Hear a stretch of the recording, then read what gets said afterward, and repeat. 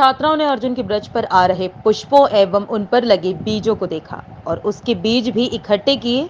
उनको अर्जुन के वृक्ष के औषधीय गुणों को बताया।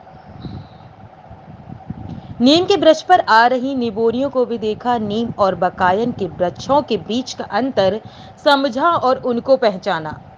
खजूर के पेड़ और उनके छोटे पौधों को भी देखा। हिंस की झाड़ी में तितलियों के लार्वा को भी देखा और समझा कि किस प्रकार स्थानीय वृक्ष तितलियों के लिए जरूरी है, जो विशेष वृक्ष या झाड़ी पर ही अंडे देती हैं, क्योंकि उनके कैटरपिलर उसी वृक्ष या झाड़ी के पत्तों को ही खाता है। कृष्ण भगवान के प्रिय वृक्ष कदम्ब और राधा जी के वृक्ष तमाल को देखकर भी सभी छात्राएं गदगद हुईं। वरना, दतरंगा, अंजीर, सहतूत, खिरनी के पौधों के वृक्षों को भी देखा और उन्हें समझा कि किस प्रकार फलदार पेड़ पशु पक्षियों के लिए आवश्यक है। स्थानीय पेड़ों के महत्व को भी समझा।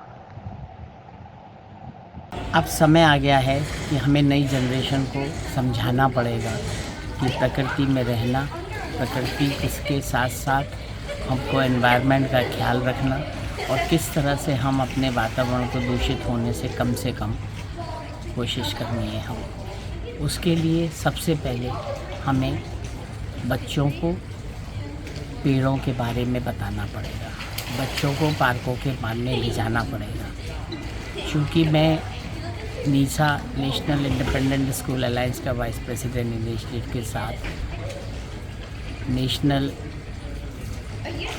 राजदूत भी हूँ मैं ग्रीन स्कूल। उसी के अंतर्गत आज हमने शालिनी को, जो कि एक अपने आप में अलग, हर साल हम 50 लड़कियों को गोद देते हैं, उसी श्रृंखला में आज हम उनको पालीवाल पार्क ले गए थे और डॉक्टर मुकुल पांड्या और केसी जैन और अंशु दुबे के साथ में हमने उनको पूरा पालीवाल को घुमाया और उसके बाद हमने उनको किस पेड़ के बारे में, क्या उसकी खासियत है, क्या उससे हम अपने जीवन में पा सकते हैं, ये सब सिखाया।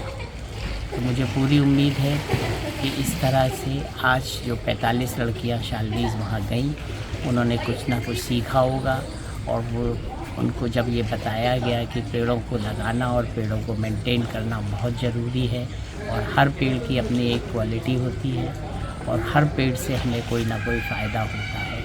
वो अलग बात है कि हमें ऑक्सीजन दिन में मिलती है, तो इसलिए मैं समझता हूँ कि अगर सब लोग हम मिलकर इस नई जनरेशन को कुछ सिखाएंगे प्रकृति के बारे में, तो आने वाला समय जो वातावरण है, जो एनवायरनमेंट है, वो क्लीन होगा।